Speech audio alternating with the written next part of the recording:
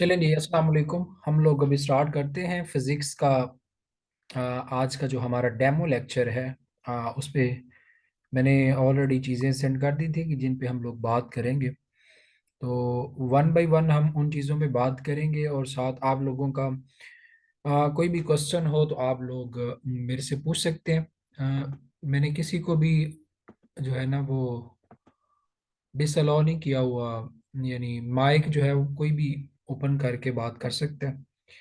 तो आप लोग बात कर लें, कोई भी आपका क्वेश्चन हो तो जी, सबसे पहले हम लोग आज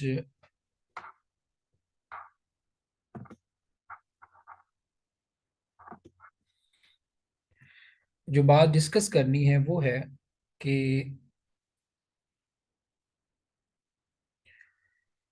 aspirants from which study background have edge to opt physics। यानी कौन से स्टडी बैकग्राउंड के लोग जो हैं उनको फिजिक्स रखनी चाहिए। यानी हमारा जो सबसे पहला क्वेश्चन होता है, मोस्टली जो स्टूडेंट्स फिजिक्स ऑप्ट करना चाह रहे होते हैं उनका ये होता है कि भी हम हमारी फील्ड कौन सी है, यानी कौन सी फील्ड हो जिसके लिए फिजिक्स हम लोग रखें। क्योंकि हर कोई बंदा फिजिक्स नहीं पढ़ सकता। यानी अगर एक सोशल साइंसेज का बंदा अब उसे आप फिजिक्स पे लगा दें तो वो ऑब्वियसली नई फिजिक्स कवर कर पाएगा सिलेबस। तो ऑब्वियसली, और इसका मकसद भी यही है फिजिक्स रखने का भी, आप इजीली जो है सिलेबस कवर कर लेंगे, आप इजीली चीज़ों को अंडरस्टैंड कर लेंगे, और सब कुछ जो है वो आसानी से आप लोग बाकी सब्जेक्ट्स की निस्बत कर सके। तो अगर उतनी ही मुश्किल आपको फिजिक्स करने में भी आए तो फिर मतलब इतना फायदा नहीं होगा। ठीक है। तो ये जो मैंने नीचे कुछ लिखी हैं डिग्रीज, जिनके बच्चे जो हैं वो अगर वो फिजिक्स रखते हैं तो उनके लिए आसानी होगी। ठीक है। तो सबसे पहले जो है वो हैं जिन लोगों का बैचलर्स जो है वो बीएस जो है वो फिजिक्स में है, या उन्होंने बीएससी की हुई है जो 2 साल होती है जिसमें उन्होंने फिजिक्स रखी थी। तो वो लोग क्या है फिजिक्स ऑप्ट कर सकते हैं। इसी तरह जिन बच्चों ने डबल मैथ के साथ बीएससी की होती है 2 साल, या फिर बीएस किया हुआ है मैथ्स के साथ, वो लोग भी फिजिक्स को ऑप्ट कर सकते हैं। अब आप कहेंगे फिजिक्स वाले तो कर सकते हैं लेकिन मैथ्स वाले कैसे कर सकते हैं। तो मैथ्स वाले जो हैं उनको एज होता है कि उन लोगों ने एक तो डेरिवेशंस वगैरह उनका उनको पता होता है, यानी आप कह लें कि इंटीग्रेशन होगी, डेरिवेटिव्स हो गए, इन सब चीज़ों का उनको ऑलरेडी पता होता है। और फिर बहुत सारे ऐसे कॉन्सेप्ट्स हैं फिजिक्स में भी जो मैथ्स के साथ डायरेक्टली रिलेटेड है, और इस वजह से वो लोग फिजिक्स को ऑप्ट करेंगे तो उनके लिए आसानी होगी, और वो इजीली अपना जो स्टडी बैकग्राउंड है उसको फिजिक्स के साथ जो एफपीएससी ने या पीपीएससी वगैरह ने सिलेबस दिया हुआ है उसके साथ वो रिलेट कर सकेंगे। इसी तरह इंजीनियर्स जो हैं तीन टाइप के, यानी ये वाले जो इंजीनियर्स जिनकी मैं बात कर रहा हूँ, ये लोग भी फिजिक्स को ऑप्ट कर सकते हैं। जिसमें सबसे पहले है मैकेनिकल इंजीनियर्स। अब मैकेनिकल इंजीनियर्स जो हैं इन लोगों ने बहुत सारी चीज़ें जो हैं फिजिक्स की पढ़ी होती हैं, जिनमें मैं आपको बता देता हूँ। सबसे पहले जो मैकेनिक्स वाला पहला पेपर वन में जो पहला पूरा एक चैप्टर है जिसके अंदर 3 टॉपिक्स आते हैं, उनमें पहले वाले जो 2 टॉपिक्स हैं, ये एक वेक्टर्स वाला और इसी तरह एक जो है वो डायनामिक्स का जो है। ठीक है। ये दोनों इन्होंने पढ़े होते हैं मैकेनिकल इंजीनियर्स ने। इसी तरह उन्होंने थर्मोडायनामिक्स भी पढ़ी होती है और उन्होंने फ्लूइड डायनामिक्स भी पढ़ी होती है। तो उन लोगों के लिए ये एज है जो मैकेनिकल इंजीनियर्स। अब इसी तरह इन लोगों को आगे आप देखें तो एक और होता है सॉलिड स्टेट फिजिक्स जो है, वो भी इंजीनियर्स के लिए, यानी मैकेनिकल इंजीनियर्स जो है उनके लिए आसान है। सॉलिड स्टेट फिजिक्स जो है वो भी इन लोगों ने काफ़ी हद तक पढ़ी होती है।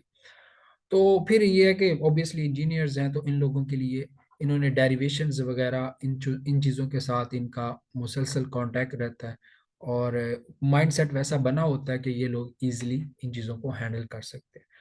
इसी तरह जो इलेक्ट्रिकल इंजीनियर्स हैं वो भी बहुत आसानी से रख सकते हैं। पेपर टू जो है वो तो है ही, मतलब उसमें एक पूरा पोर्शन जो है वो इलेक्ट्रिकल इंजीनियर्स ने पढ़ा होता है ऑलरेडी। और इसी तरह इन लोगों ने थर्मोडायनेमिक्स भी पढ़ी होती है। और ये लोग एज पे होते हैं, यानी बेनिफिट पे होते हैं कि ये वाले सब्जेक्ट यानी फिजिक्स को ऑप्ट करें। हाँ, सिविल इंजीनियर्स जो हैं, सिविल इंजीनियर्स इसी तरह जैसे मैकेनिकल इंजीनियर्स हैं, इन्होंने मैकेनिक्स वगैरह पढ़ी होती है। ऑब्वियसली इंजीनियरिंग में तो फर्क होता है, वो और पर्सपेक्टिव से पढ़ते हैं, ये और पर्सपेक्टिव से पढ़ते हैं। लेकिन इन लोगों ने जो बेसिक चीजें होती हैं वो मैकेनिकल इंजीनियर्स और सिविल इंजीनियर्स ने सेम तरह की पढ़ी होती हैं। तो इस वजह से इन लोगों को एज होता है मैकेनिक्स वगैरह में, और इसी तरह बाकी जो चीज़ें हैं उनमें इनको एज होता है। तो ये तीन फील्ड्स के लोग जो हैं इनको चाहिए कि वो फिजिक्स को जरूर ऑप्ट करें। ठीक है। हाँ जी, किसी का कोई क्वेश्चन है?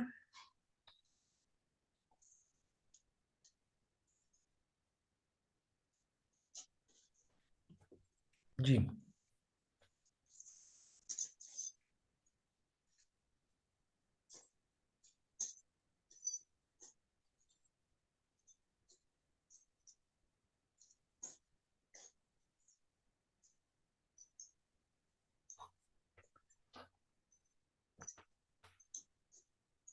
चलें जी, बेहतर। तो नेक्स्ट, अब कुछ लोगों का ना ज्वाइन नहीं हो रहा, नहीं तो बहुत सारे स्टूडेंट्स अभी मुझे मैसेजेस कर रहे हैं कि सर ज्वाइन नहीं हो रहा, ज्वाइन नहीं हो रहा। तो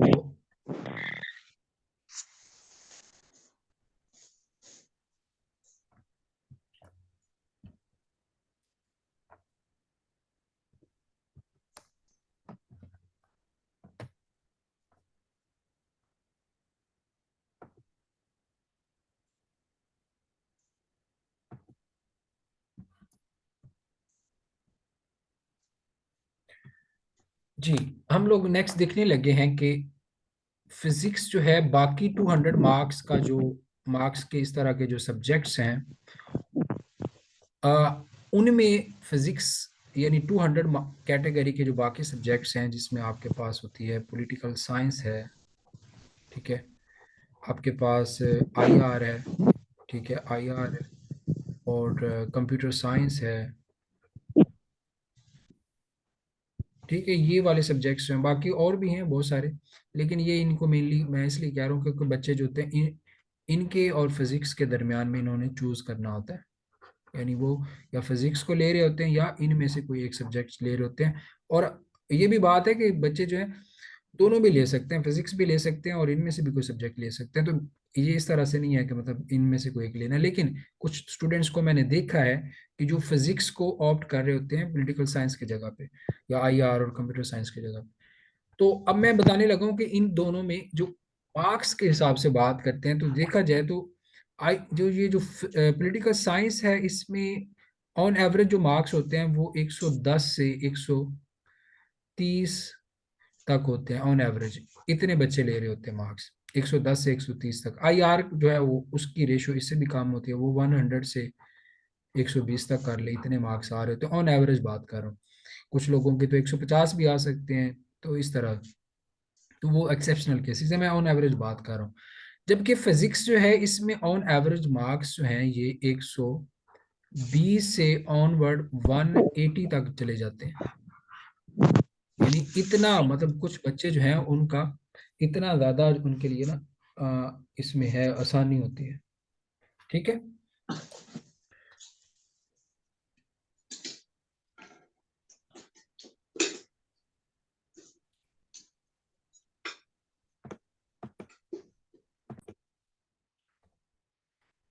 चलें जी, हम लोग स्टार्ट करते हैं। इन लोगों को मैं ना रिकॉर्डिंग दे दूंगा क्योंकि काफी टाइम जा रहा है। तो मैं बता रहा था कि फिजिक्स जो है उसके एवरेज मार्क्स जो हैं पॉलिटिकल साइंस वगैरह से बहुत ज़्यादा है। यानी आप अगर एक शख्स पॉलिटिकल साइंस रखता है, आईआर वगैरह रखता है, तो उसके चांसेस हैं कि वो कम मार्क्स लेगा फिजिक्स रखने वाले से। तो ये एक आपने एक एज होता है फिजिक्स रखने वालों को। अब इसमें मैं एक और बात बताता हूँ कि जो लोग पंजाब से हैं ना यहाँ पर, अब उनको पता है कि पंजाब में बहुत ज़्यादा कंपटीशन है बाकी जो प्रोविंसेस हैं उनके निस्बत। तो अब ये अगर आप पॉलिटिकल साइंस वगैरह में या बाकी अगर आप कोई और 100 के दो एग्जाम रखते हैं सब्जेक्ट्स, तो जैसे आप क्रिमिनोलॉजी रख लेते हैं, ठीक है, और साथ आप कोई यूएस हिस्ट्री रख लें, तो आप क्रिमिनोलॉजी में आप मैक्सिमम 60 मार्क्स लेंगे ऑन एवरेज जो इसमें आते हैं, और यूएस हिस्ट्री में भी आप ले लें, चलें 60 ले लेते हैं, तो आपके कितने टोटल मार्क्स बने? 120। तो मैं बता रहा हूँ कि आप फिजिक्स में थोड़ी सी में उतनी ही मेहनत करके, जितनी आपने यूएस हिस्ट्री और क्रिमिनोलॉजी के लिए किया, उतनी मेहनत करके आप इसमें 140 तक मार्क्स ले सकते हैं, और अगर आप ज्यादा मेहनत करें तो आप 160 भी क्रॉस कर सकते हैं। तो ये सब कुछ बताने का मकसद ये है कि आप जो पंजाब में लोग हैं उन लोगों के लिए ये एज है फिजिक्स रखने का, क्योंकि एक नंबर पे ना आप अगर जब फाइनल जब रिजल्ट आता है ना सीएसएस का, अगर वो देखें तो एक नंबर के डिफरेंस पे 10 स्टूडेंट्स जो है ना उनके मेरिट्स होते हैं। यानी एक अगर एक बच्चे के बने हैं ना, टोटल नंबर बने हैं उसके जी आपके पास 800 है फॉर एग्जांपल, 800 उसके टोटल बने, तो 800 पे 10 बैठे हुए हैं, और 801 पे यानी 801 पे मजीद 10 लोग बैठे हुए हैं। मतलब कि एक नंबर की फर्क से एक शख्स जो है वो 10 पोजीशंस नीचे चला जाता है, या समझ के बात। तो ये इतना आपको इस माइंड में रखना है कि एक एक नंबर जो है वो आपका फाइनल एलोकेशन में यानी मैटर कर रहा होता है।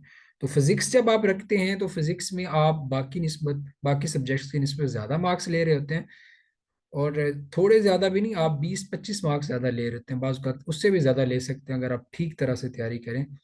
तो इंशाल्लाह आप बाकी स्टूडेंट से स्टैंड आउट करेंगे, और आपकी एलोकेशन जो है वो किसी अच्छे ग्रुप में हो जाएगी। तो नेक्स्ट हम लोगों ने देखना है कि इसमें टाइम कितना लगता है फिजिक्स का सिलेबस जो है उसको कवर करने में। अब मैं अपना अगर बताऊं तो इसको हम लोग अगर मैं पढ़ाता हूं तो उसमें मैंने जो इसको डिज़ाइन किया हुआ है वो है 28 लेक्चर्स हैं। जो यानी अगर कोई बच्चा मेरे से पढ़ेगा आप में से, तो 28 लेक्चर्स में उसका फिजिक्स का पे यानी 200 जो है वो 200 उसके तैयार हो जाएंगे फिजिक्स के। अब इसमें ऐसा होगा कि मैं साथ साथ डेरिवेशंस करवाऊंगा, जिनका आपको साथ साथ क्या करना होगा, जो डेरिवेशंस करवाई हैं, और साथ मैंने जो शॉर्ट क्वेश्चंस होंगे या न्यूमेरिकल्स हैं, ठीक है। अब ये सारी चीजें आपने क्या करनी है, इनके नोट्स बना लेने हैं। अब उनके नोट्स जो होंगे वो आपने, जब हम लोग ये 28 लेक्चर्स हमारे कंप्लीट हो जाते हैं, जब हमारे 28 लेक्चर्स कंप्लीट हो जाएं, तो आपने क्या करना है, हर रोज यानी हर रोज उन नोट्स में से उन नोट्स को मतलब इस तरह है कि आपने 1 घंटा हर रोज देना होता है। यानी जब तक आपके एग्जाम्स नहीं आते आपने हर रोज 1 घंटा देना। उसमें आपने एक टॉपिक स्टार्ट कर लिया, वो 1 घंटे में जितना पढ़ा जा सका, या उसको आपने अगर प्रैक्टिस कर रहे हैं, हाथ से लिखना की कोशिश कर रहे हैं, तो वो भी करें। तो यानी आप ये 28 लेक्चर्स लेने के बाद हर रोज 1 घंटा अगर देते हैं, तो मैं आपको गारंटी करता हूँ कि आपके 170 से अबव मार्क्स आएंगे फिजिक्स में, ठीक है। सिर्फ और सिर्फ वो जो लेक्चर्स मैं दूंगा, या साथ में कुछ चीजें अगर एक्स्ट्रा कुछ बताता हूँ, तो वो आपने अगर सारी कर ली तो। अब उसमें क्या है कि मैंने इन लेक्चर्स को इस तरह से फिर बनाया हुआ है कि आप पास पेपर्स को भी मैंने देखा है, और इसमें मैंने सिर्फ पास पेपर्स सीएसएस के नहीं, सीएसएस और पीएमएस दोनों के देखे हैं। तो उन दोनों को देखते हुए ये मैंने सारा कंटेंट यूज किया, और जो आउटलाइन है एफपीएससी की उसको भी मद्देनजर रखा है। तो ये सारा कुछ माइंड में रखते हुए ये किया गया है। तो अब अगर आप ये करते हैं, लेक्चर्स मेरे ज्वाइन करते हैं, तो आपका मैक्सिमम जो है वो मतलब ये 2 मंथ का सेशन होगा, और साथ आपको साथ साथ उनको रिवाइज करना पड़ेगा चीज़ों को। वो जैसे हर सब्जेक्ट में करना पड़ता है, तो ये मतलब 2 मंथ में आप कवर कर सकते हैं। अब दूसरी तरफ अगर आप खुद करते हैं। जी सर। हाँ जी, फयाज आपने ठीक बात की। ये जो CSS 2022 का था ना, ये बहुत ही अजीब सा पेपर था। अब देखें, उसकी वजह से आपने डरना नहीं है, ये मैं एक और स्टूडेंट को भी बता रहा था। अब होता पता क्या है, कोई भी होता है ना आपके पास सब्जेक्ट कोई भी होता है CSS में, तो उसका ना बाज़ का एबनॉर्मल पेपर्स आते हैं। एबनॉर्मल पेपर वो होता है कि जिसमें उसने, अब देखें आपने अगर CSS का वाला जो 22 का पेपर बता रहे हैं उसको देखें, तो पेपर 1 में उसने पेपर 2 की चीज़ें डाली हुई हैं। पेपर 1 में पेपर 2 की चीज़ें, और वो भी इरेलीवेंट है। एक, तो जब एक एग्जामिनर चीज़ों को इरेलीवेंट डालता है तो इसका मतलब है कि उससे एक ब्लंडर हो गया, तो वो एग्जामिनर ने ब्लंडर किया था। और ब्लंडर जो होता है वो एग्जामिनर को खुद भुगतना पड़ता है। वो ऐसी चीज़ नहीं है कि मतलब हर दफ़ा वो करेगा और FPSC उसे करने देगी, ऐसा नहीं होता। तो ये ऐसी चीज़ें जब होती हैं तो उसको आप जनरलाइज नहीं कर सकते कि भाई इस दफ़ा पेपर आया था तो वो आइंदा भी वैसे ही होगा, ऐसा नहीं हो सकता। ठीक है। तो ये अगर आप 2016 से ऑनवर्ड पेपर देखें और उससे भी पहले फिजिक्स थी, उस वो वाले भी पेपर देखें, तो आपको पता चलेगा कि ये कभी भी आ, यानी इतना वो नहीं था। यानी इस तरह का पेपर कभी भी नहीं आया जिस तरह का अभी आया है। तो अगर इस दफ़ा आया है ऐसा, तो इसका मतलब है कि एग्जामिनर से ब्लंडर हो गया, जो कि वो नेक्स्ट टाइम उसको ऐसा करने नहीं देंगे। तो आपने ये इस वजह से परेशान नहीं होना, ठीक है। अच्छा, मैं बात कर रहा था कि अगर बच्चा एक खुद करता है तो उसको कितना टाइम लगता है। अब मैं उसकी जो अगर कोई स्टूडेंट खुद करता है तो उसको मेरे ख्याल में तकरीबन इसके लिए ना 3 से 3.5 महीने लग जाएंगे। ठीक है। उसकी वजह यह है कि उसको एक तो ये करना पड़ता है कि कंटेंट ढूंढना पड़ता है। कंटेंट ढूंढना पड़ता है, और सबसे पहले उसे ये भी देखना पड़ता है कि कौन सी चीज़ मुझे करनी है, कौन सी नहीं करनी, कौन सी चीज़ को कितना करना है। अब अब वहाँ पे अगर एक चीज़ लिखी हुई है ना पेपर में कि आपने ग्रेविटेशन की बात की गई है, ग्रेविटेशन वाला, तो अब ग्रेविटेशन पे तो बहुत कुछ है। ग्रेविटेशन में तो पूरी पूरी बुक्स हैं। तो अब एक बच्चा जो है वो ग्रेविटेशन पे सारा कुछ पढ़ना शुरू कर देता है तो वो गलती करेगा। और इसी तरह वो पास पेपर्स में जाता है और पास पेपर्स में देखता है कि ग्रेविटेशन पे एक क्वेश्चन उसे एक आध को मिलता है, लेकिन अब टीचर जो होता है उसको पता होता है कि भाई एग्जामिनर्स जो हैं उसने ये वाला टॉपिक जो है उसने बनाना है ग्रेजुएशन लेवल का। तो ग्रेजुएशन लेवल पे वो पंजाब यूनिवर्सिटी में या बाकी जितनी भी यूनिवर्सिटीज़ हैं जो बैचलर्स करवाती हैं, वहाँ पर जिस लेवल का पेपर आ सकता है टीचर उस लेवल की तैयारी करवाता है आपको। ठीक है। ना वो उससे ज़्यादा होगा ना उससे कम होगा। तो टू दी पॉइंट तैयारी करने के लिए आपको टीचर की इसके लिए ज़रूरत होगी। और अगर आप खुद करते हैं और आप अगर पास पेपर्स को देख के और सारा कुछ करते हैं तो फिर भी आप कर सकते हैं, लेकिन आपका थोड़ा सा ज़्यादा टाइम लगेगा। और इसमें यानी अगर आपके पास खुला टाइम है तो आप इस तरह भी कर सकते हैं, और अगर आपको लगता है कि आप नहीं कर सकते तो आप किसी टीचर को भी ज्वाइन कर सकते हैं। जी। नेक्स्ट हम लोग देख रहे हैं कि एकेडमीज जो हैं उनमें, अगर मैंने कुछ स्टूडेंट्स को सुना कि वो कह रहे थे कि एकेडमीज जो हैं वो में यानी कहती हैं कि इस तरह के पेपर्स ना रखें, इस तरह के यानी कोर्सेज ना लें। ये फिजिक्स हो गया, केमिस्ट्री है या मैथ्स है, इन लोग इन सब्जेक्ट्स को ना लें आप। अब इनको वो इनसे एक तो डिस्करेज क्यों करते हैं। डिस्करेज करने की वजह ये होती है कि अगर आपने किसी एकेडमी को में अगर कोई पेपर यानी कोई कोर्स पढ़ा हो तो वहाँ पर मैक्सिमम 12 लेक्चर्स होते हैं ऑप्शनल सब्जेक्ट का, जो 100 मार्क्स का होता है। उसके कितने लेक्चर होते हैं? 12। यानी 12 लेक्चर्स में वो कवर कर रहे होते हैं। अब 12 लेक्चर्स में अगर आप फिजिक्स को कवर करना चाहें ना, फिजिक्स का पेपर 1, और उसमें आपकी क्लास जो हो 1 आवर की या 1.5 आवर की हो, तो आपको नहीं कवर कर सकते फिजिक्स का पेपर 1 12 लेक्चर्स में। उसके लिए आपको, अब मैंने जो 14 लेक्चर्स की बात कर रहा हूँ, 14 लेक्चर में पेपर 1, उसमें क्लास की ड्यूरेशन ज़्यादा है। मैं बाज़ का 2 घंटे से भी ज़्यादा क्लास चली जाती है।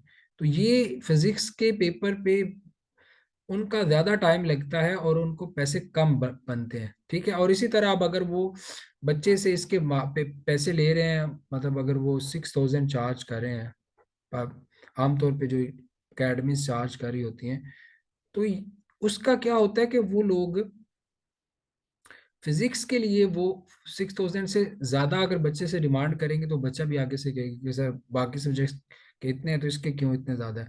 तो लेकिन जो टीचर्स पढ़ा रहे होते हैं उनको पता होता है कि भाई इस पे मेहनत ज्यादा है, इस इसकी आपने शॉर्ट क्वेश्चंस भी करवाने हैं, न्यूमेरिकल्स भी करवाने हैं, आपने डेरिवेशंस भी करवानी है, आपने एमसीक्यूज भी करवाने हैं, और ये हर चीज जब कवर करनी है तो उसके लिए सरदर्द भी उतना ज्यादा चाहिए।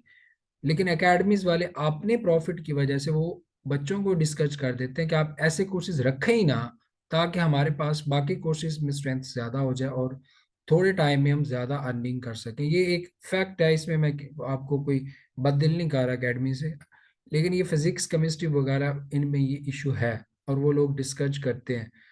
तो आपने इस वजह से डिस्करेज नहीं होना। आपको अगर कोई टीचर ऐसा मिल रहा है किसी भी प्लेटफॉर्म पे जो आपको फिजिक्स ठीक से पढ़ा रहा है, तो आपको इसको जरूर ज्वाइन करना चाहिए। और ऑप्शनल जो चूज जब हम लोग करते हैं तो उसमें ये चीज मद्देनजर रखी जाती है कि क्या इसका टीचर है या नहीं। अगर किसी सब्जेक्ट का टीचर आपको मिल रहा है मार्केट में और आप ट्रस्ट कर सकते हैं किसी पे, तो आपको ये सब्जेक्ट जरूर ऑप्ट करना चाहिए। ठीक है, और थोड़ा सा वो कह लें कि आपको थोड़ी सी ज्यादा मेहनत करके अगर आप 40 मार्क्स का डिफरेंस क्रिएट कर सकते हैं बाकी स्टूडेंट से, तो आपको करना चाहिए। ठीक है, तो ये आपको जब आपकी एलोकेशन होगी किसी अच्छे ग्रुप में तो फिर आपको इसकी वैल्यू का पता चलेगा। यहाँ पर किसी का क्वेश्चन है तो आप पूछ लें प्लीज।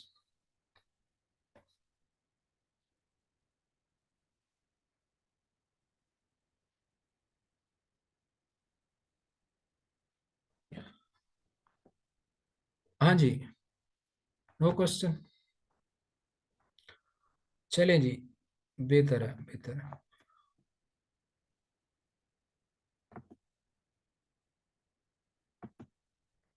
अब हम जाने लगे हैं जो एफपीएससी ने आउटलाइन दी हुई है ना सीएसएस की, मतलब सीएसएस फिजिक्स के लिए हम उस पर बात करें।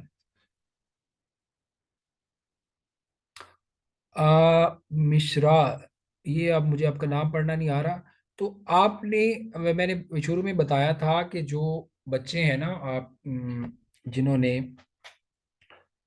बैचलर्स किया हुआ है फिजिक्स में या मैथ्स में किया हुआ है, या उन्होंने इंजीनियरिंग कोई की हुई है जैसे मैकेनिकल इंजीनियरिंग है, सिविल इंजीनियरिंग है या इलेक्ट्रिकल इंजीनियरिंग है, उन लोगों को एज होता है कि वो इजीली इसका सिलेबस कवर कर सकते हैं और उनको जरूर रखनी चाहिए। बाकी स्टूडेंट्स जो हैं उनको मैं डिस्कस भी नहीं करता, लेकिन मैं रिकमेंड भी नहीं करूंगा कि वो लोग रखें। ठीक है, तो ये चीज़ आपने माइंड में रखनी है। अगर आपका फिजिक्स में है बैचलर्स तो ये तो बहुत ही अच्छी बात है। चलिए जी, हम लोग देख रहे हैं एफपीएससी ने जो पेपर 1 की आउटलाइन दी हुई है फिजिक्स की, हम उस पर बात करेंगे। चलें जी, अब उसमें सबसे पहले है मैकेनिक्स का एक पूरा पोर्शन है। अब आपको पता है मैकेनिक्स जो है वो सारी की सारी रिलेटेड होती है फोर्सेस के साथ, और साथ वो रिलेटेड होती है, फोर्स है तो फोर्स एक वेक्टर होगा और इसकी फिर डायरेक्शन होगी, मैग्नीट्यूड होगी, उन चीज़ों के साथ फोर्सेस हैं, वेलोसिटीज हैं, वो भी सारे वेक्टर्स हैं। इसी तरह एक्सेलरेशन है, मोमेंटम है, आपके पास एंगुलर मोमेंटम है। तो ये सारे के सारे क्या हैं, वेक्टर्स हैं। तो इन चीज़ों को डिस्कस करने से पहले हम लोग वो यानी ये एक प्री रेक्विजिट भी है कि हम वेक्टर्स की बात करें, हमें वेक्टर्स की समझ हो कि वेक्टर्स क्या चीज़ है। तो उसके लिए हम पे dot products, cross product, triple cross product और ट्रिपल डॉट प्रोडक्ट ये पढ़ते हैं। फिर हम ग्रेडियंट पढ़ते हैं, डाइवर्जेंस पढ़ते हैं, कर्ल, और इनकी आगे एप्लीकेशंस भी हैं। ठीक है, जैसे गाजियन थ्योरम है और एक और थ्योरम है स्टोक्स थ्योरम। तो ये सारे के सारे हम लोग सबसे पहले कर लेते हैं क्योंकि इन चीज़ों की थ्रू आउट हमें ज़रूरत पड़नी होती है। यानी ये इनकी प्रॉपर्टीज ही होती हैं वेक्टर्स की और इनके जो थ्योरम्स हैं जिनको यूज करते हुए हम लोग आगे मूव करते हैं फिजिक्स में। तो इसी तरह आगे इसका जो दूसरा पोर्शन है वो है रिलेटेड है आपकी डायनामिक्स, डायनामिक्स के साथ रिलेटेड है, और इसी तरह किनेमैटिक्स। ये सारी चीजें इसमें शामिल हैं। जैसे कि आपने सबसे पहले न्यूटन्स के मोशन लॉ जो हैं वो देखने होते हैं, फिर आपने किनेमैटिक्स जो है ना उस पे बात करनी होती है, यानी calculus based approach to kinematics. तो किनेमैटिक्स में आप लोग जो आपने पढ़ी हैं थ्री इक्वेशंस ऑफ मोशन जो है, उनको आपने कैलकुलस से कैसे प्रूव करना है वो आपने करनी है। इसी तरह इसमें आपके पास आ जाता है जो ये, अगर किसी का माइक ऑन रह गया तो काइंडली ये ऑफ कर ले।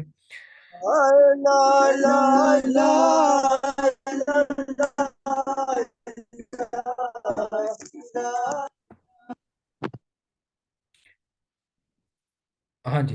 तो अब ये, तो इस उसके बाद हमारे पास फोर्सेस हैं, उनको हम लोग देखते हैं, और उनकी डायनामिक्स वगैरह भी देखते हैं। तो इनका भी चीज़ें जो है हम पढ़ेंगे कि इनके रिलेटेड क्या क्या क्वेश्चंस आ सकते हैं। फिर कंजर्वेशन लॉज हैं, जैसे एनर्जी का लॉ है, लीनियर मोमेंटम और एंगुलर मोमेंटम जो है, इन पे बात करते हैं। फिर हम चले जाते हैं रिजिड बॉडीज जो होती हैं।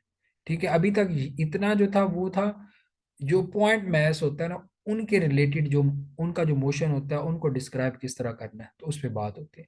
लेकिन ये रिजिड बॉडी जो है, ये एक फुल बॉडी जो बड़े मैस होते हैं उनके लिए बात हो रही है। फिर इसी तरह स्पिन मोशन है, प्रोसेशन है, ठीक है, और ये जायरोस्कोप्स वगैरह, ये तीनों चीज़ें आपस में रिलेटेड होती हैं, इनको हमने देखना है कि ये कैसे होती हैं। फिर इसके बाद आ जाती है ग्रेविटेशन, ग्रेविटेशन लॉज हैं, ठीक है। फिर इसमें एस्केप वेलोसिटी, इस तरह की चीज़ें सारी आ जाती हैं।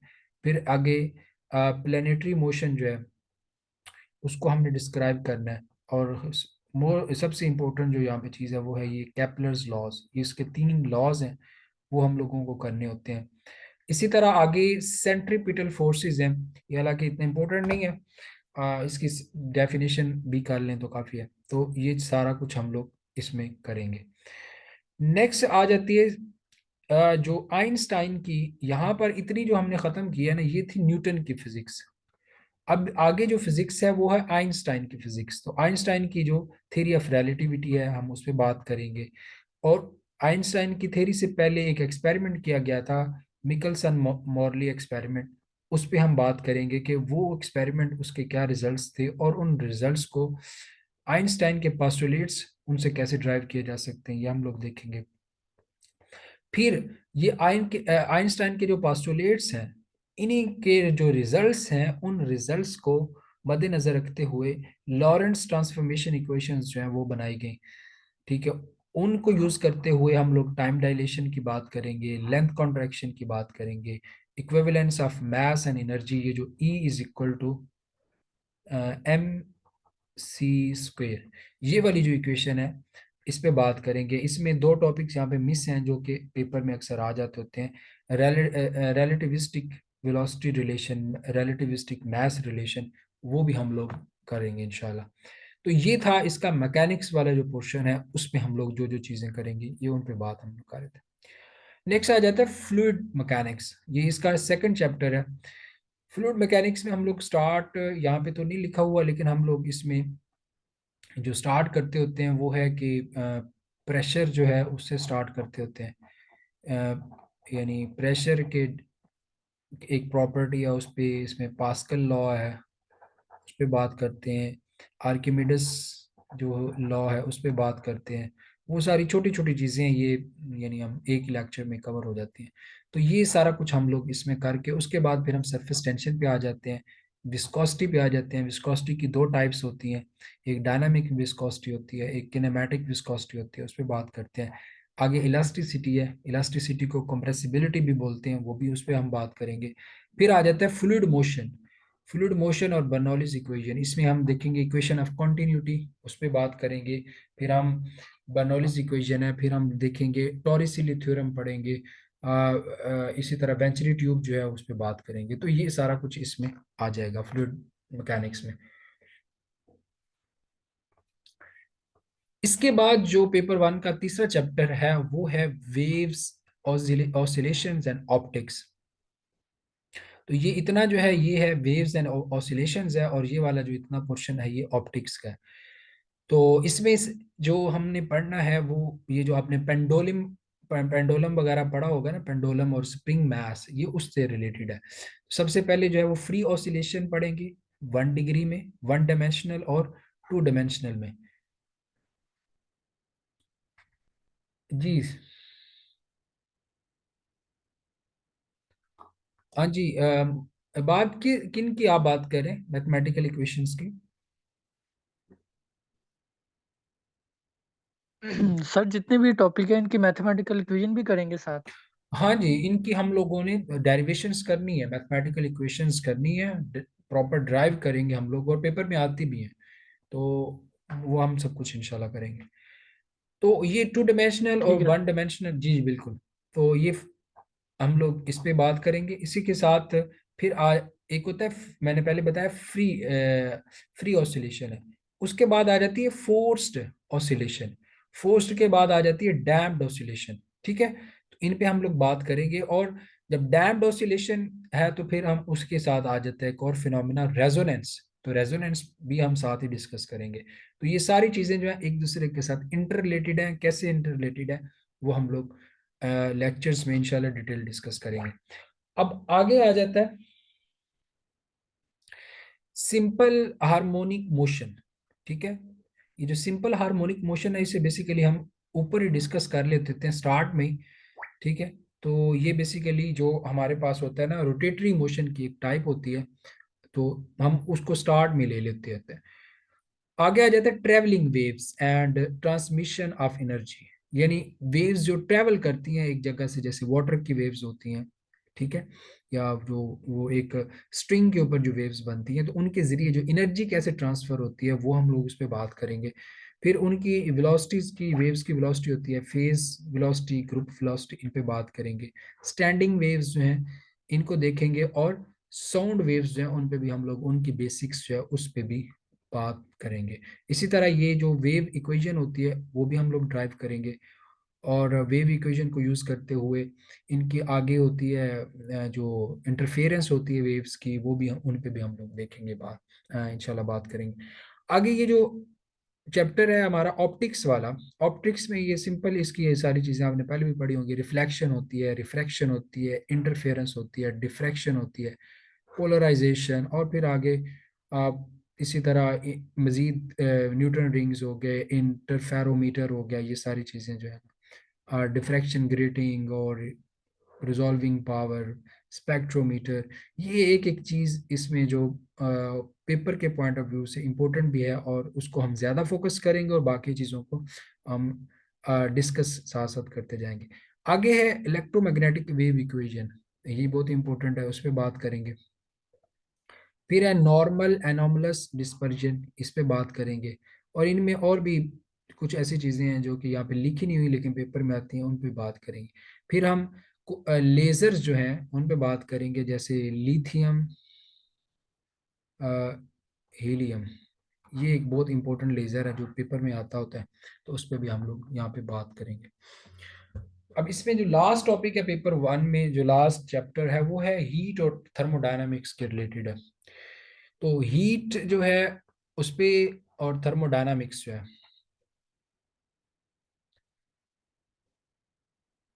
हाँ जी।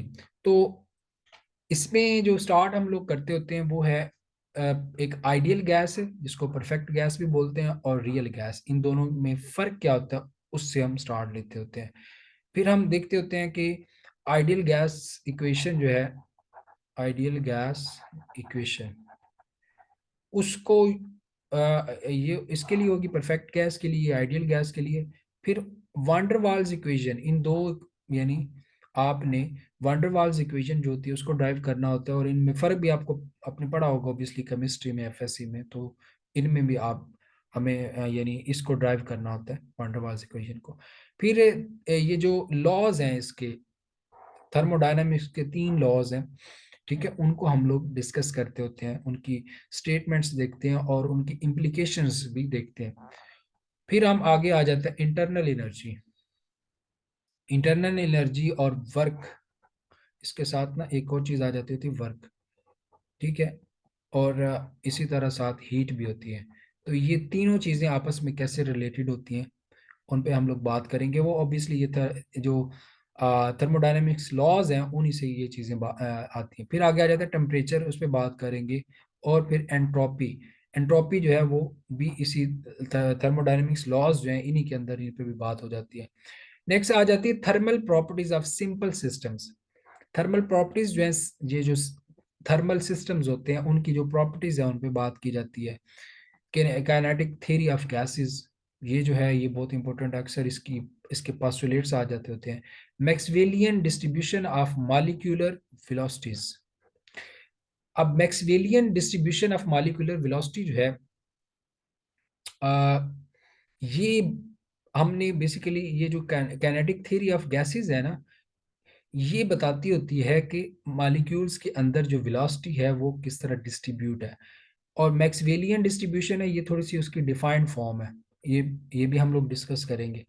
ब्रोनियन मोशन है, ये बहुत इंपॉर्टेंट है, अक्सर आया होता है पेपर में। आगे आता है ट्रांसपोर्ट फिनोमिना, इस पे बात करेंगे। और आगे आ जाते हैं ये तीन थर्मो स्टैटिस्टिक्स जो है, वो उन पे जो है ना बड़ी अक्सर ये पेपर में क्वेश्चन आप देखेंगे। क्लासिकल मैक्सवेल बोल्ट्जमैन स्टैटिस्टिक्स और इसके एप्लीकेशंस। इन तीनों में ना ये जो Maxwell, Boltzmann, Bose Einstein and Fermi Dirac statistics, इन तीनों में वो पूछता होता है कि डिफरेंस क्या है। तो हम लोग इनका डिफरेंस जो है वो देखेंगे कि इनमें तीनों में फर्क क्या है, इंशाल्लाह। तो ये चीज अब हो जाए तो,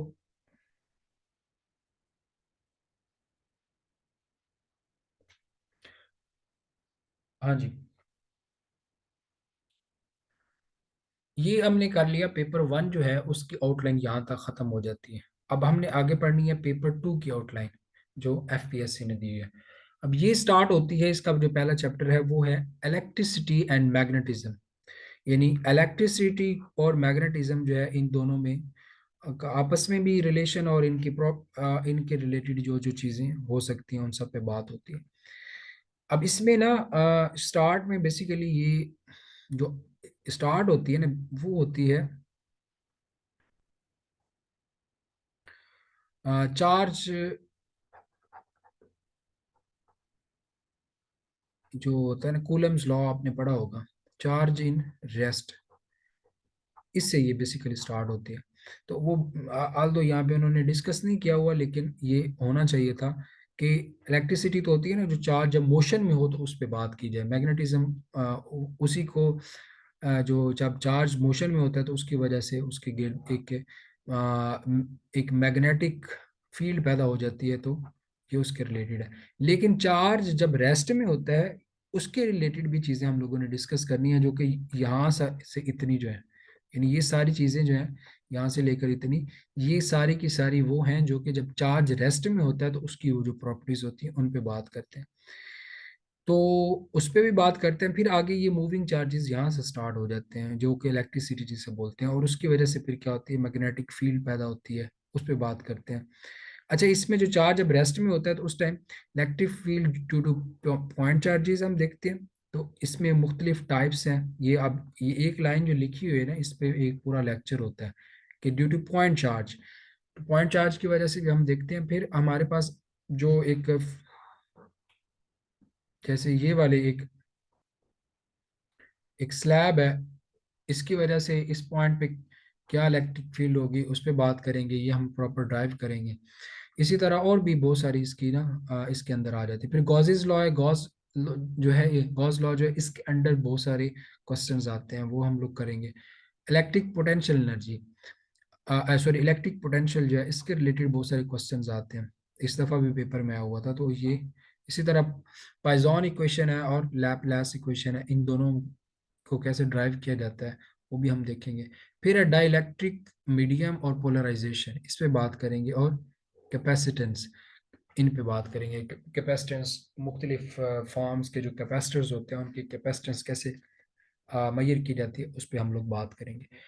फिर आगे ये मूविंग चार्जेस हैं, उसकी वजह से इलेक्ट्रिक फील्ड पैदा होती है। वो सब कुछ कैसे होता है और उसकी डायरेक्शन कैसे फाइंड की जाती है, और उसके रिलेटेड जो लॉज हैं जैसे एम्पेयर्स लॉ है ये हम पढ़ेंगे। मैग्नेटिक प्रॉपर्टीज ऑफ मटेरियल जो है ये बड़ा इंपॉर्टेंट क्वेश्चन है, ये हम लोग करेंगे। Fridays law of electromagnetic induction, ये भी इंपॉर्टेंट है। और इसकी वजह से ये लॉ है जो है इसकी वजह से पैदा हो रही होती है ऑल्टरनेटिंग करंट, वो हम लोग देखेंगे। और ऑल्टरनेटिंग करंट जो है उसके तीन तरह के सर्किट्स होते हैं, एक रेजिस्टिव सर्किट होता है, इसी तरह एक हमारे पास आ जाता है ये जो होते हैं ना जिन्हें आर एल सी सर्किट या R L circuit, R C circuits, तो ये वाले भी हम लोग पढ़ेंगे इंशाल्लाह। आगे आ जाते हैं पॉन्टिंग थ्योरम, पॉन्टिंग वेक्टर्स, ये जो चीज़ें हैं इनको भी हम लोग देखेंगे, ये बड़े इंपॉर्टेंट है, अक्सर पेपर में आ जाते हैं। और फिर आ जाती है मैक्सवेल्स इक्वेशंस, इनकी जो इंटीग्रल और डिफरेंशियल फॉर्म है ये हम लोग लिखेंगे कि किस तरह लिखी जाती है। डेरिवेशन तो ऑब्वियसली नहीं आती इनकी, सिर्फ आता है कि इनको लिखना कैसे। आगे स्केलर और वेक्टर पोटेंशियल, तो इन दोनों को भी हम लोग देखेंगे इंशाल्लाह। नेक्स्ट है मॉडर्न एंड क्वांटम फिजिक्स। अब ये जो पोर्शन है इसमें से बहुत सारे क्वेश्चंस आते हैं पेपर में, हर साल पेपर में इसमें से क्वेश्चंस आते हैं, तो ये बहुत ही इंपॉर्टेंट है। इसको हम लोग स्टार्ट करेंगे सबसे पहले मैटर की जो वेव फॉर्म है और पार्टिकल फॉर्म है, इनको किस तरह से हम लोग, यानी मैटर के दो फॉर्म्स में यानी जो मॉडर्न फिजिक्स है वो कहती है कि मैटर जो है वो वेव लाइक बिहेवियर भी शो करता है और पार्टिकल लाइक बिहेवियर भी शो करता है, तो वो हम प्रूव करेंगे कि वो कैसे करते हैं। और उसके लिए जो डी ब्रॉगले हाइपोथेसिस था उस पर बात करेंगे। और इसको प्रूव करने के लिए ना यहाँ पर आप देखेंगे नीचे इक्वेशन इन्होंने ना ये बाद में दे दिया हुआ है, एक मिनट, हाइजेनबर्ग थ्योरम, हाँ जी। तो हाँ ये जो दिया हुआ है ना, कॉम्पटन स्कैटरिंग और फोटो इलेक्ट्रिक इफेक्ट, ठीक है, ये दोनों के दोनों जो हैं ये बेसिकली इस चीज को प्रूव करने के लिए हैं, मैटर की वेव लाइक और पार्टिकल लाइक नेचर जो है ना उसको प्रूव करने के लिए ये यूज होते हैं दोनों, ये दोनों इफेक्ट्स उसके साथ है। फिर पेयर प्रोडक्शन जो है ये भी उसके साथ रिलेटेड है, तो ये चीजें हम लोग ऊपर पढ़ेंगे। इसी तरह ये जो लैंडीज फैक्टर है और साथ जो है हमारे पास जी मैन इफेक्ट है, रेमन इफेक्ट है, ये भी चीजें हम लोग देखेंगे। आगे आ जाता है ये ऑपरेटर्स एंड क्वांटम ऑब्जर्वेबल्स, इनको हम डिफाइन करेंगे इन चीजों को। फिर आता है time dependent and time independent Schrödinger's equation, तो ये बड़ी इंपॉर्टेंट है, हर साल इनमें से एक आ जाती है, टाइम डिपेंडेंट आ जाती है, टाइम इंडिपेंडेंट आ जाती है। इसी तरह angular momentum, spin half particle in magnetic field, यानी ये जो है ना स्पिन हाफ, इस पे ये इस तरह से लिखते हैं, तो ये इस पे इसका मैग्नेटिक फील्ड कैसे होता है उस पे बात करेंगे। Wave mechanics, particle in box tunneling, one dimensional harmonic oscillators, तो ये सारे हाइजेनबर्ग्स अनसर्टेनिटी रिलेशनशिप, और इसी तरह ये सारी चीज़ें जो है हम लोग बारी बारी एक एक करके पढ़ेंगे। तो ये थोड़ा सा लेंथी चैप्टर है और बच्चे मोस्टली इस पे फंस जाते हैं जब वो खुद तैयारी कर रहे होते हैं, तो आपको अ, इसको करने के लिए बड़ा एक कह लेंगे थोड़ा सा सब्र आजमा काम है, जब पेपर टू हम लोग कर रहे होते हैं। तो बोहर्स थ्योरी जो है, क्वांटम नंबर्स और electron spin, Pauli's exclusion, spectra of simple, तो ये सारी ये जो चीज़ें हैं ये बेसिकली जो इलेक्ट्रॉन्स होते हैं जब वो न्यूक्लियस के अराउंड घूमते हैं तो उनकी वजह से जो उनके यानी एक शेल से यानी एक ऑर्बिट से दूसरे ऑर्बिट में जब वो मूव करते हैं तो वहाँ से जो वो इलेक्ट्रोमैग्नेटिक रेज निकलती हैं उनकी वजह से एक हमारे पास बन जाता है स्पेक्ट्रम। तो ये बेसिकली उस स्पेक्ट्रम के रिलेटेड चीज़ें हैं। तो नीचे मैंने जैसे पहले बता दिया, तो ये भी हम लोग ये वैसे ऊपर हम लोग कर लेंगे पहले स्टार्ट में, क्योंकि ये इन चीज़ों के साथ रिलेटेड है। तो इस तरह करके ये हमारा जो चैप्टर टू है पेपर टू का वो भी हो जाएगा इंशाल्लाह। नेक्स्ट है जी सॉलिड स्टेट फिजिक्स, ये बड़ा एक इंटरेस्टिंग सा है। इसमें आपने बहुत सारी चीज़ें पहले पढ़ी होंगी, लेकिन इसमें स्टार्ट में ये जो चीज़ें ना क्रिस्टल लैटिस मोस्टली स्टूडेंट्स छोड़ देते हैं। पेपर कुछ जो पेपर था ना 21 वाला, 2021 में जो है, उसमें इन चीज़ों के बारे में उसने पूछ लिया था। तो ये भी हम लोग करेंगे साथ। क्रिस्टल लैटिस और उसके स्ट्रक्चर्स जो हैं, ब्रेविस लैटिस, इनको में जो डिफरेंस है वो भी देख लेंगे। आगे फ्री इलेक्ट्रॉन मॉडल, ये पढ़ेंगे। बैंड थ्योरी पढ़ेंगे, और इसके जो पोस्टुलेट्स हैं उनको करेंगे। और बैंड थ्योरी की वजह से फिर हम लोग जो मैटर को डिफाइन 3 कैटेगरीज में करते हैं, कंडक्टर्स, सेमीकंडक्टर्स और नॉन कंडक्टर्स, वो भी करेंगे। फिर हम आगे देखेंगे इलेक्ट्रॉन इन पीरियोडिक पोटेंशियल, ठीक है, इसमें देखेंगे Fermi energy density of states, N and P types. अच्छा स्टूडेंट्स, एक,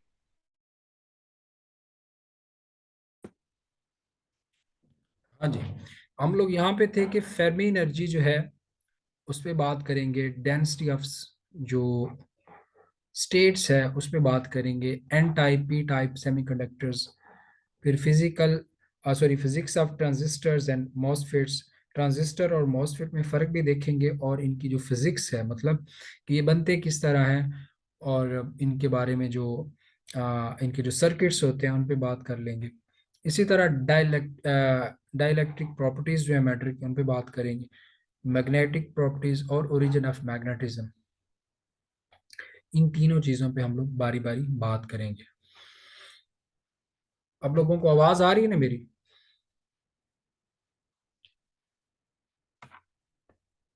हाँ जी। तो जी सर, आ रही है। चलें, बेहतर है। तो हम लोगों ने 3 चैप्टर्स पे डिस्कशन कर लिया। अब हमारा लास्ट चैप्टर, सॉरी, इसमें लास्ट चैप्टर जो है पेपर 2 का, उस पे बात करते हैं न्यूक्लियर फिजिक्स।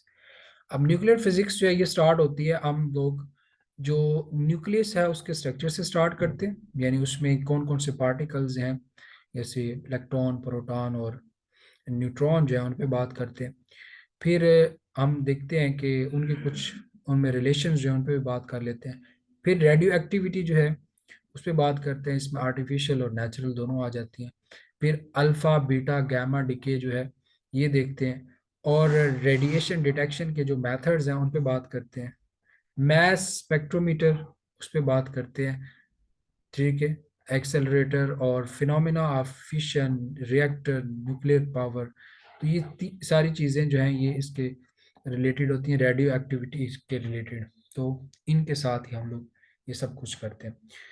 तो अब न्यूक्लियर फ्यूजन और इसकी एप्लीकेशंस जो हैं उन पे बात करते हैं, और एलिमेंट्री प्रॉपर्टीज जो हैं, एलिमेंट्री पार्टिकल जो हैं, जैसे इलेक्ट्रॉन है, प्रोटॉन है, न्यूट्रिनो है, और इसी तरह छोटे छोटे बाकी जो मुख्तलिफ पार्टिकल्स हैं जिनका आपको पता होगा, एंटी न्यूट्रिनो है, और हमारे पास पॉजिट्रॉन है। तो ये सारे जो पार्टिकल्स हैं इनकी प्रॉपर्टीज पे भी बात करते हैं, क्योंकि बाज़ का शॉर्ट क्वेश्चन इन पे आ जाता होता है। तो ये हमारा लास्ट चैप्टर था फिजिक्स में। तो इसमें हम लोग इन चीज़ों पे डिटेल में इंशाल्लाह क्लास में डिस्कशन करेंगे। नेक्स्ट है जी, बुक्स जो है सबसे ज़्यादा जो जिनको मस्ट टू कंसल्ट, यानी जिनका कंसल्ट करना ज़रूरी है फिज़िक्स की तैयारी में, वो है जी यूनिवर्सिटी फिज़िक्स। सबसे पहले ये इनके ऑथर्स हैं, इनकी इसकी पीडीएफ आपको मिल जाएगी नेट से। तो ये बुक आप हमने ज़रूर कंसल्ट करनी है। और दूसरी बुक है हैलिडे रेसनिक की, ठीक है, फिज़िक्स। ये 2 बुक्स तो मस्ट हैं जिनको साथ साथ कंसल्ट करना चाहिए अच्छी तैयारी के लिए। अंडरस्टैंड जी?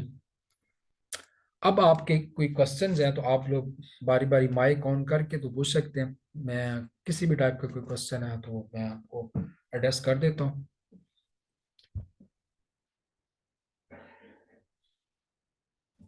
किसी और सब्जेक्ट के रिलेटेड हो, जनरल क्वेश्चन सीएसएस के, पीएमएस के रिलेटेड, तो हम लोग उस पर बात कर लेते हैं। आज की क्लास जो है हम उसमें जो चीज़ें डिस्कस करनी थी वो हो चुकी हैं। ये अभी आपकी बारी है, कोई क्वेश्चन हो तो आप लोग पूछ सकते हैं।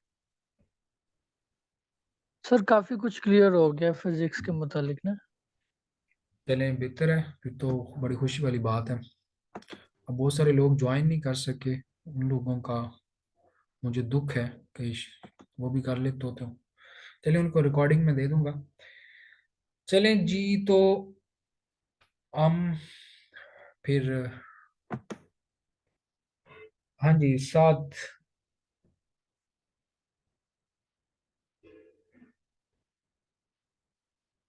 हम्म। 7 ये जो स्लाइड्स होती हैं ना, ये तो सिर्फ आज के लेक्चर्स के लिए हैं। बाकी इसके बाद जो लेक्चर्स हैं उनको उनकी क्योंकि डेरिवेशंस होती है तो डेरिवेशंस की स्लाइड्स तो नहीं बनती। तो वो मैं डिजिटल पेन से आपके यहाँ पे वाइट बोर्ड पे आपके सामने लिखूंगा। कोई डेफिनेशन वगैरह होगी वो भी वहीं पे मैं लिख दिया करूंगा।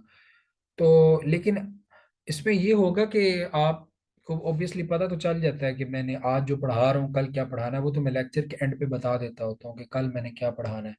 ठीक है। तो इसलिए आपको वो पता चल जाएगा, मतलब लेक्चर जो है ना, अभी जो कल लेक्चर होगा उसके बारे में मैं आपको बता दूंगा। ठीक है जी। तो बाकी फी वगैरह जो है वो ऑलरेडी मैंने बता दी हुई है। आप लोगों में से किसी ने अगर ज्वाइन करना हो तो आप लोग कल तक फी सबमिट करवा दें। कल हमारी फर्स्ट जो क्लास होगी वेक्टर्स पे, हम लोग वेक्टर से स्टार्ट करेंगे पेपर 1 की इंशाल्लाह। तो आप लोगों ने, आप में से जो कोई भी ज्वाइन करना चाहता है तो वो रजिस्ट्रेशन जो है वो एज अर्ली एज पॉसिबल करवा लें।